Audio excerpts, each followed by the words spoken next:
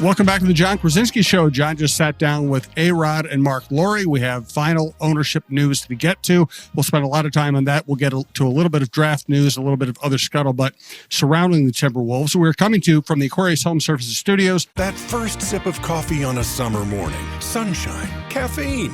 What's better? How about water so good it makes your coffee jealous? Water from Aquarius, your authorized independent Connecticut dealer. Enjoy sparkling dishes, cloud-soft laundry, and worry-free water from every faucet, likely for less than your daily iced coffee. Enjoy up to 25% off a new Connecticut system and schedule your free water analysis at AquariusHomeservices.com. Aquarius, earning the right to be recommended. Hey, it's Mark Rosen with a reminder to tune into my podcast, Rosen Sports Monday, every week here on Talk North Sports. We cover the gamut from the broadcasting industry to the sports personalities in town. So don't miss it. Rosen Sports Monday here on Talk North Sports. We are presented to you by Giggly THC Beverages and Lexus of Wayzata and Maplewood. Thanks for their support. Thanks to all of our other sponsors. We'll tell you more about our other sponsors as the show progresses. John, why don't you just take us through what you learned today, what you heard from Lore and ARod, and what you're thinking right now? Yeah, so officially we're recording this on Tuesday, and the Board of Governors unanimously approved the sale of the Timberwolves and Lynx from Glenn Taylor to Mark Lore and Alex Rodriguez. If only it was just that easy, right? This is just kind of the culmination of a very long, very ugly, very bitter struggle between the two sides. But ultimately, where it landed is that Lore and Rodriguez are now in charge officially of the Wolves and the Lynx. They will close the deal technically later this week by cutting a check, but all that is going to go through now. And so, I was able to just sit down and talk with them about kind of their entire vision for what this looks like under their watch, for the arena, for kind of the way that they want to lead this these franchises as the new owners here. And I think the one thing that off the top that is important that they want to relay is that they're not moving the team. They just said, both Lore and Alex Rodriguez were very emphatic with me, just saying that Minnesota is where they have always believed it was going to be. This was always the goal was to be here for the long term. They will continue to look at arena solutions and things for Target Center, but when they look at where this thing is going to be for the next forever long, it's going to be in Minnesota. They were absolutely emphatic about that point and want to ease any Wolves fans' minds about their motives in that regard as they officially take over. Interesting. And what do you think their strategy will be in terms of gaining support for a new arena? Or is there still the possibility that they could get it privately financed? Yeah. Alex Rodriguez said on a show with Dan Barrero more than a year ago, when he was asked about it, that they want to privately finance the arena. They did not get into those specifics with me on that. One thing that was kind of interesting, Jim, is that, they are taking a much more, it feels like, long-term approach with the arena. I'll try and find the quote here, but I thought it was interesting that they're looking at this as going to be a years long project. It's not going to be something where we hear a full on plan, location, financing mechanism, and all of that, right away. They certainly have started to look at other arenas. They've started to research all of those things, but I think they had a little bit of complications given that they were limited partners for so long and not running the show here, of being able to have the really constructive conversations with city leaders and state leaders about kind of what is available to them and their plans.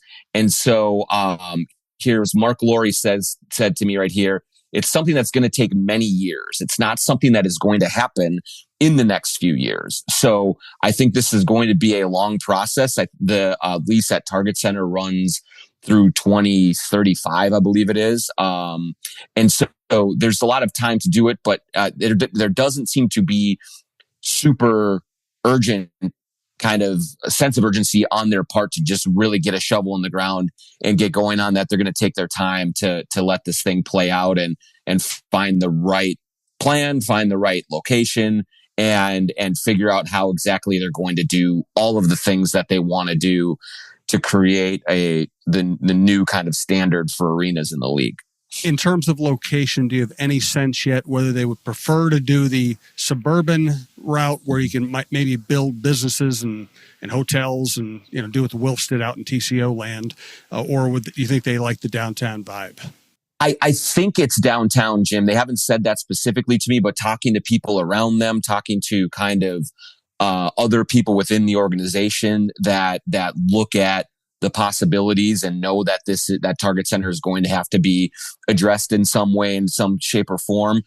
Certainly there's an allure to the suburbs just in terms of the expanse of land that could be available. But I also think, Jim, that when you look at downtown Minneapolis and the amount of businesses that have sort of fled, those huge skyscrapers and big office buildings and things downtown, I think there might be more available to them than you might initially estimate, just given, where everything is. And I would imagine that the city of Minneapolis is motivated to keep the Timberwolves downtown, because you talk to any bar owner, any restaurant owner, any kind of entertainment type of a business down there, and really Target Center keeps their lights on, whether it's concerts or Wolves or Lynx games. And oftentimes they're closed on nights that Target Center is dark. And so I think there's a lot of motivation to be downtown. I'm not, saying they definitely won't go elsewhere, but the early indications are it seems like they want to be, or that being in the city makes a lot of sense. I'm sure people are most interested in basketball decisions, basketball moves, but you and I both know people who have been running the business side of the Timberwolves for a long time. Take us through what, where Ethan Casson and Ryan Tanke are headed. And was their decision just simply they want their own people, or is it more of a feeling that, hey, these were Glenn Taylor's people, I don't want Glenn Taylor's people around?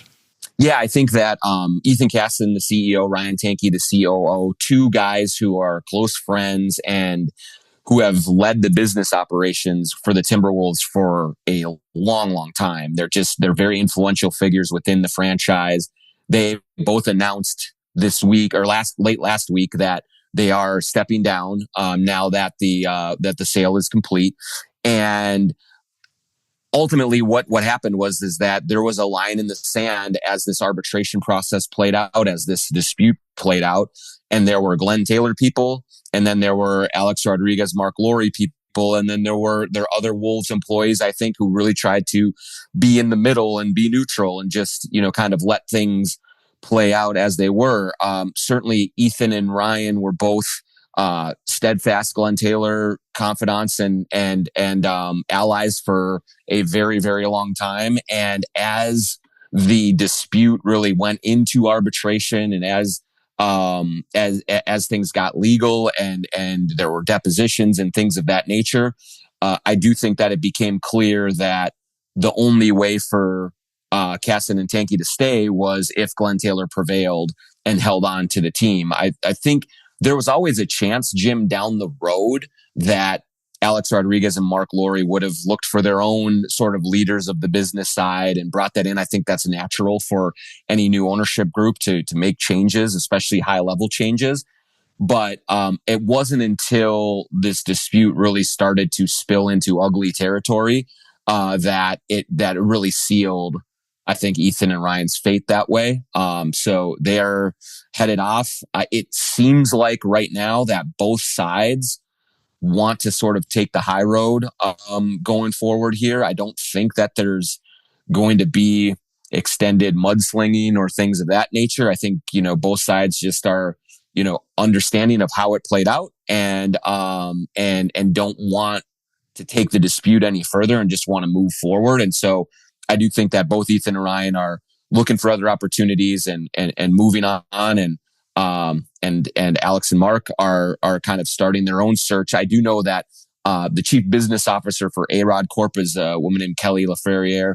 And she's been around a lot over the last few years. And she's the interim sort of leader of the business side right now while they're looking for more permanent hires. And but it was always anticipated, I think, that more changes immediately were going to be on the business side. Tim Connolly, Chris Finch, Cheryl Reeve, they're all in very good standing with Lore and Rodriguez, and they want very much continuity on the basketball side of the operation. But business side, there's going to be some significant changes coming.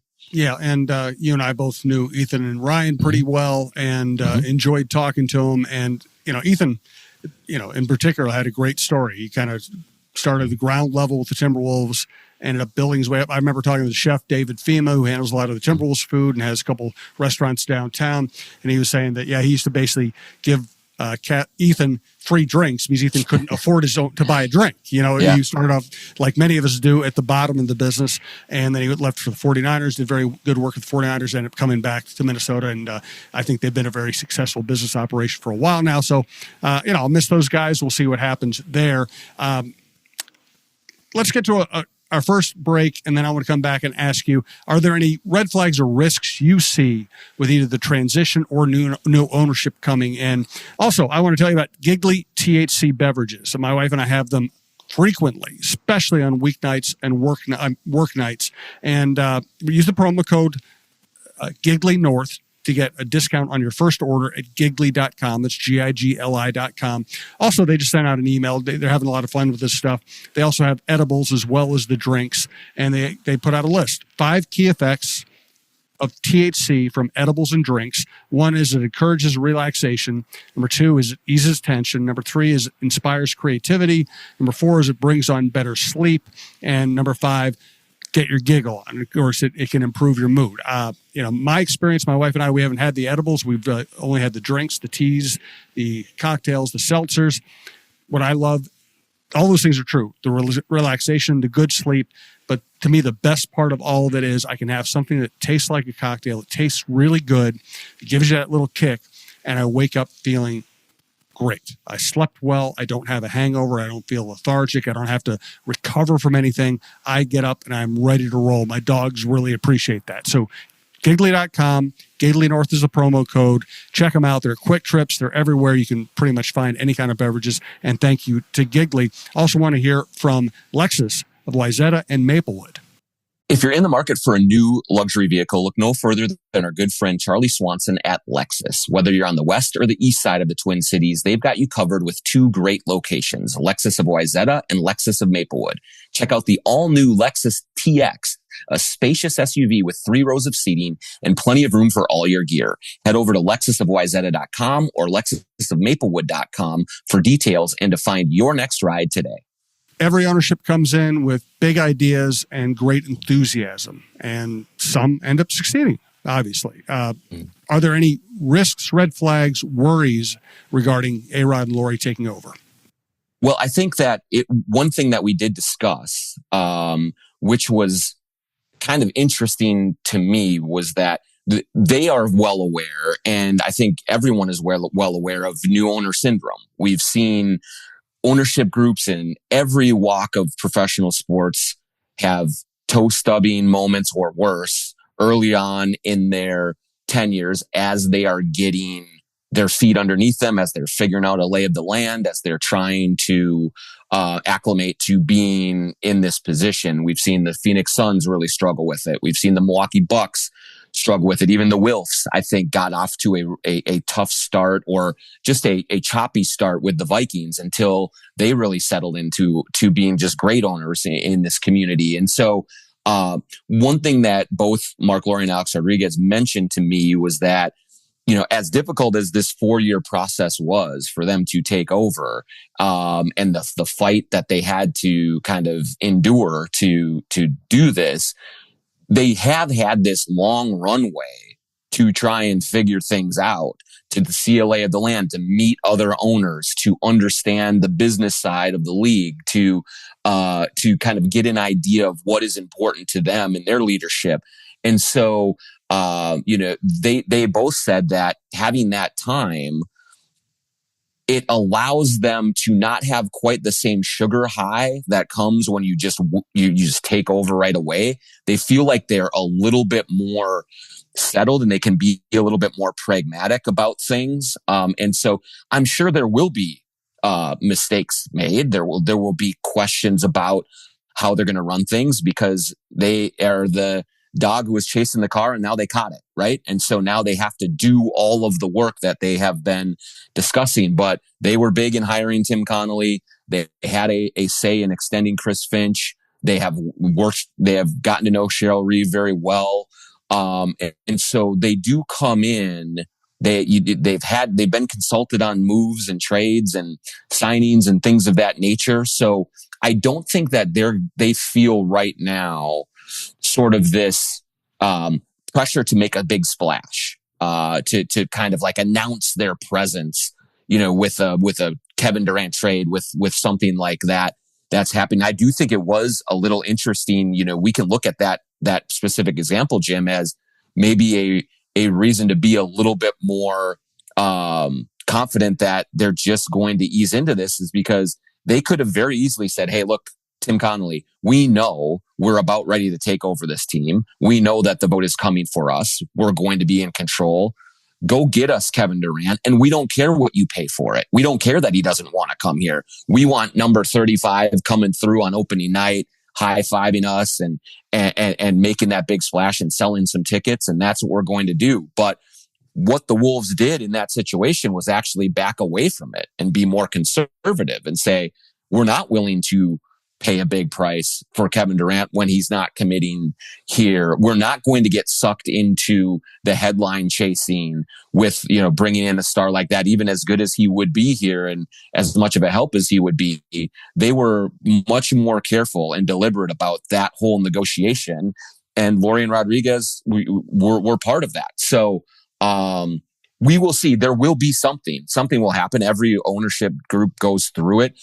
What I'm not sure about is, what is the big learning curve for them? Is it, hey, we are now in the second apron for, a while. We have to look at the way that we're spending this money, or is it the arena? And is it kind of trying to drum up support for that? Is it, some other unforeseen thing? Is it the hires that they make on the business side? There's a lot of opportunities for them to step in a bucket. But I do think it is unique the way that they are coming into this with so much familiarity already. And we'll just, we'll see how they navigate all of that.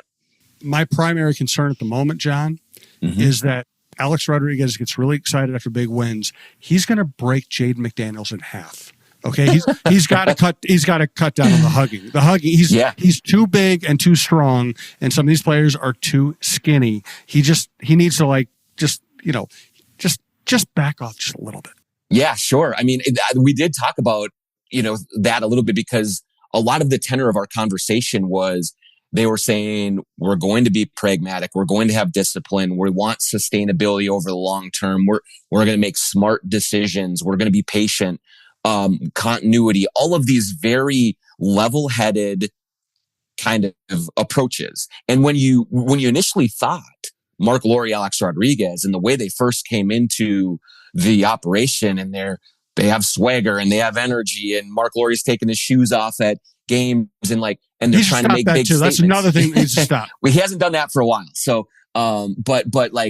so you kind of wondered, okay, is this really a vast separation just personality wise from Glenn Taylor, who was very low key, very kind of chill, and these guys who are very much more out front and energetic and all of those things. And certainly the personalities are incredibly different, but they did talk about, their need to separate decision making on roster, on hires and fires, on all of those things from how they both watch the game, because they sit courtside at games and they go crazy. Like they're very much into it. You're right. They are high fiving, their chest bumping. They're doing all of these things. And Lori said, we feel the pain as much as as the fans do, and we feel the excitement just like the fans do, but we're not going to let emotions impact decision making. Sometimes that's easier said than done, but at least in their initial kind of conveying of what they are going to be doing and how they're going to be approaching it, they said that, they're going to be a little bit more chill. The other thing that was notable to me on that front was Alex Rodriguez was saying very much so in terms of they will be involved in decision making. They want to be consulted. They want to be educated on what Tim Connolly and what Cheryl Reeve are doing. But he said, let's make it very clear. Mark and I are not making basketball decisions. What we've learned is some of the best governors throughout sports spend most of their time in the front end hiring the right people. Then we give them the guidelines, we give them the budgets, and then Tim can cook and we stay out of his way. So again, like all of these things that they're saying sound like the right things. We'll see in practice how they are applied, but they right now are positioning themselves as owners who want to be involved, but not meddling. And I think that would be music to the ears of Tim Connolly, of Chris Finch, of Cheryl Reeve, of the people who are the experts in the field who are designed to, tasked with putting these rosters together. So let's get to Glenn Taylor briefly before we get to other aspects of the organization. I'm going to ask you when we come back, what exactly is going through Glenn Taylor's mind at the moment? Bitterness, relief, whatever it might be. I'm just interested in his mindset right now. First, I want to tell you about TSR Injury Law. You know all about them by now, but you probably don't know them the way we know them. We've gotten to know Steve and some of his partners. We've gotten to know Steve pretty well. We've hung out with him. He's always come over to talk to John during games. He and his partners are fixtures at the games. They love the Timberwolves. They love the local sports scene, and they're good people. And if you're ever injured, they're the people you want helping you. 612 TSR Time. 612 TSR Time. It's a Minnesota company. It's not a company pretending to be a Minnesota company. It's a Minnesota company that started here. They grew here. Now they're a big deal here, and they help a lot of people. They won't charge you unless you win your case, and they win a lot of cases. So just remember, if you ever need their kind of help, 612 TSR Time. 612 TSR Time. Thanks also to Royal Credit Union. It's time for change. Experience better banking at Royal Credit Union and put your financial goals in motion with helpful tools and personal support. Get started at rcu.org/time. Insured by NCUA. So what do you think really is going through Glenn's head right now? I have not been able to speak to him yet about it. I think that there is certainly very real disappointment that he is not still the owner. But one thing with Glenn is that he has always been kind of really pragmatic on the business side of all of these things, whether it's with the Wolves and Lynx or whether it's in his other businesses. And he and I had talked a little bit throughout this process. And, he said, I believe I'm in the right. I believe I'm the best person to continue to lead this franchise. But if they rule against me, they rule against me. And that's, that I have to abide by that. And, he kind of has followed that up by not appealing the ruling, by not contesting or trying to rally support from the other owners to vote against Alex Rodriguez and Mark Lore. I think he is sort of at peace with, I tried my best. I made my best argument and I lost. And now I'm going to get paid and I'm going out. I think he still feels very much a real connection to the Wolves and Lynx and will probably still be seen at the arena and things like that. But I think there are other people probably around him who are certainly more emotional about this, who certainly feel like that this is the wrong way to go, that Glenn was the one who should be still shepherding this through, that it should not be Lore and Rodriguez. Obviously, the arbitration panel disagreed, and the league, by voting their approval, put a stamp on Lore and Rodriguez. That validates everything that they've done and said. But yeah, I still think there are real emotions and raw emotions in the Taylor camp about what is happening here and about how this all played out. And, they go forward just hoping that all of their concerns are not kind of realized and that the franchise stays on solid ground and goes forward. In writing about Glenn recently, I pointed out that his bookends were really good. He saved the franchise from moving to New Orleans and kept them here long enough to help them go to a Western Conference Finals and have Kevin Garnett and all those other things. And then things were bad for quite a while. And then at the end of his tenure, 2 straight Western Conference Finals, a really stable organization, a good business operation. ARod and Lore get credit for bringing Tim Connolly in. They deserve that credit. Glenn was the one who paid for it. So, he did a lot of good things at the end. He did a lot of good things at the beginning. Do you think fans will give him credit for either of those periods? Maybe after years looking back on it, it doesn't seem like that's the case largely right now. Certainly there's a pocket of fans who are appreciative, especially, I think, Jim, of the efforts that he made to keep the team from moving to New Orleans. I mean, that's as good as you can do, is saving the team. Like that would not be here otherwise, were it not for Glenn Taylor. So I do think there's real appreciation for that part of it, for what he did there. But I do think that the sort of real long, dark tunnel that the Wolves were in post Kevin Garnett and pre Anthony Edwards, certainly has the majority of Wolves fans ready to move forward with Alex Rodriguez and Mark Lore. I do think that both with their arrival kind of coincides with Anthony Edwards' arrival, and with this new sort of competitiveness from the Wolves. And I do think Glenn Taylor does deserve credit for the financial investments that he put in, to help make some of these things happen. And maybe over the course of time in history, people will look back and say, you know what?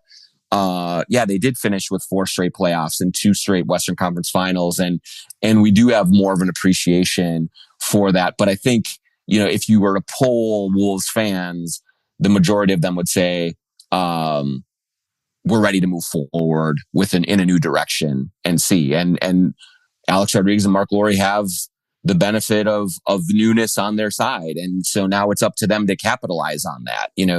They now have responsibility on their shoulders to take a team that, when they first came aboard, Jim, 4 years ago, it was destitute. Like they had won 19 games in 23 games, and it was coming out of COVID, and the fan interest was really at a nadir. And so they were coming aboard at a time when the franchise was really down in the dumps. Now they are really officially coming aboard and taking the reins at a time when there's more pressure on the ownership group to deliver, because now you have a superstar in Anthony Edwards. You have a great front office. You have a team that is competitive. Oh, by the way, the Lynx went to the finals last year and looked like championship favorites this year.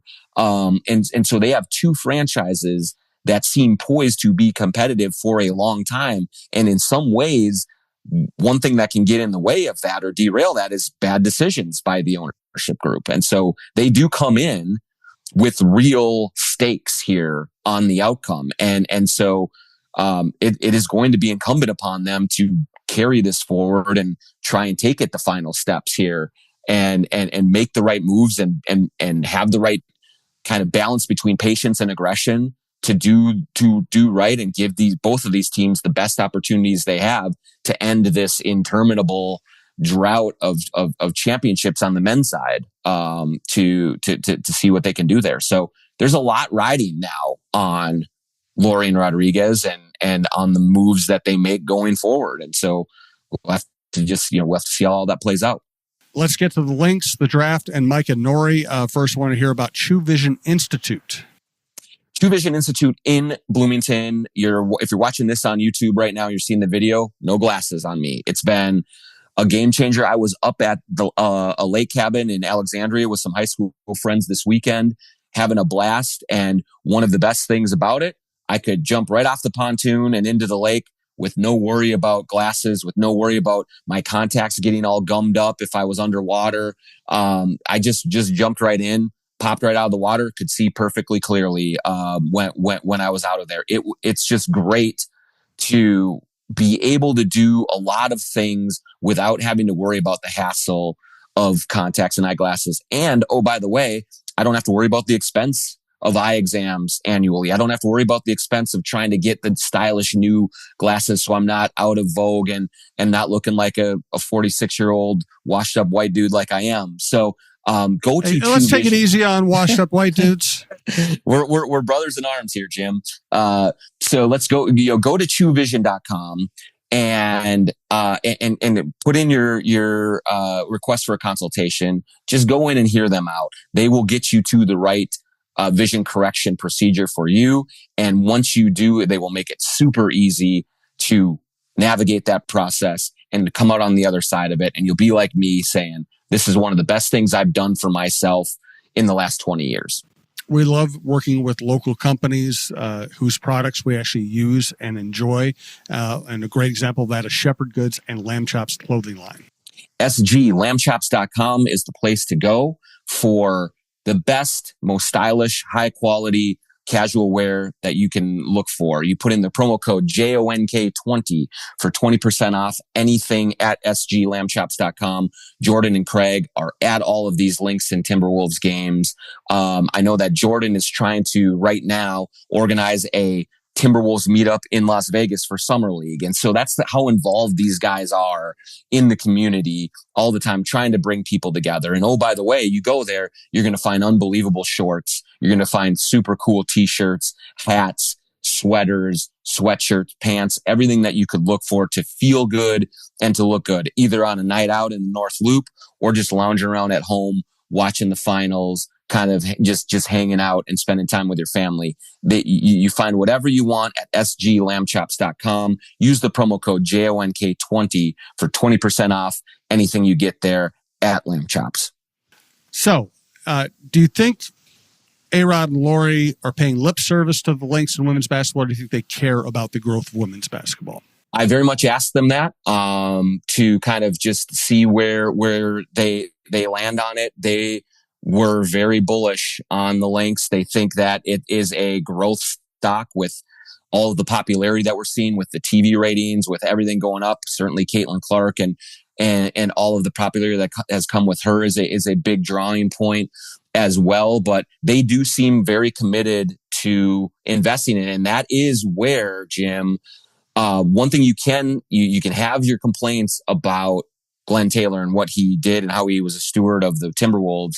But with the Lynx, he was integral in building a model franchise. And so they are inheriting a franchise that is among the best, if not the best, in the entire league. So, they've said they believe, Mark Lore told me that he believes Cheryl Reeve is the best executive and coach in the league, that Alex Rodriguez is just over the moon about Nafisa Collier and not only what they see from her on the court, but he also mentioned like her business sense and the way that she started Unrivaled and turned that into something super successful. I think both Lore and Rodriguez as businessmen and as entrepreneurial spirits really, I think, gravitate to that kind of ingenuity that Collier has shown.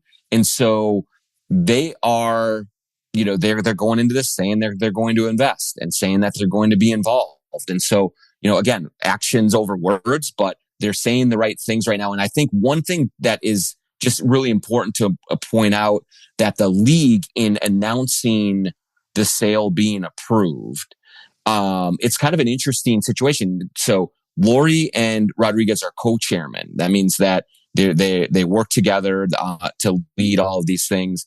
And so for the Timberwolves, Lore is the designated governor and Rodriguez is the alternate governor. Then for the Lynx, Rodriguez is the governor Lore is the alternate governor. Now, both said that they're just going to lead both as a complete partnership, making decisions together, doing all those things. But I do think that designation does show that there is real thought being given to how the Lynx are led and to what happens going forward with them. And so, we'll see how all of that plays out.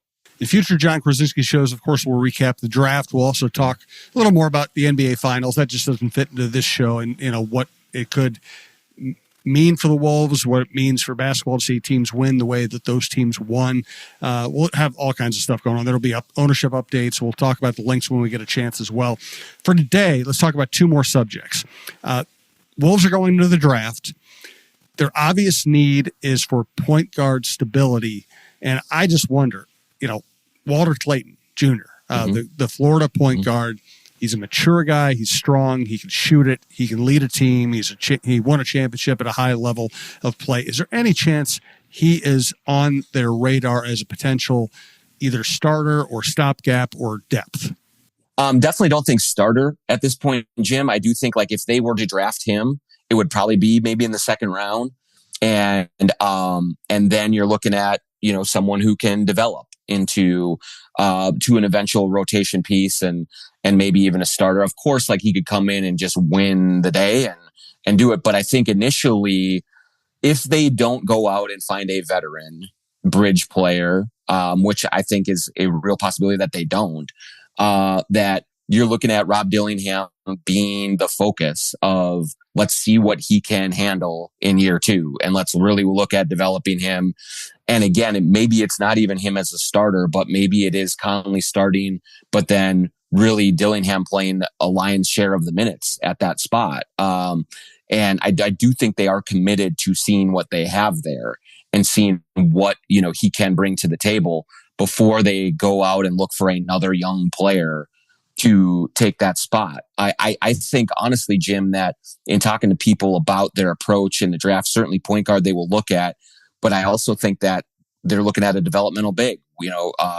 If there are trades made, if somehow they lose Naz Reid in free agency or even Julius Randle, whatever happens there, they want to have another big man in the pipeline as well. So you're looking at guys like Sorber from Georgetown, Danny Wolf from Michigan. There's several guys that might be available around 17 if they stay there. That could be more of the big man variety. So I like Clayton a lot. I think there are a little bit of concerns about his size, but man, you look at the shooting, the guts, the playmaking, all of that. Could he be a candidate? It wouldn't shock me at all.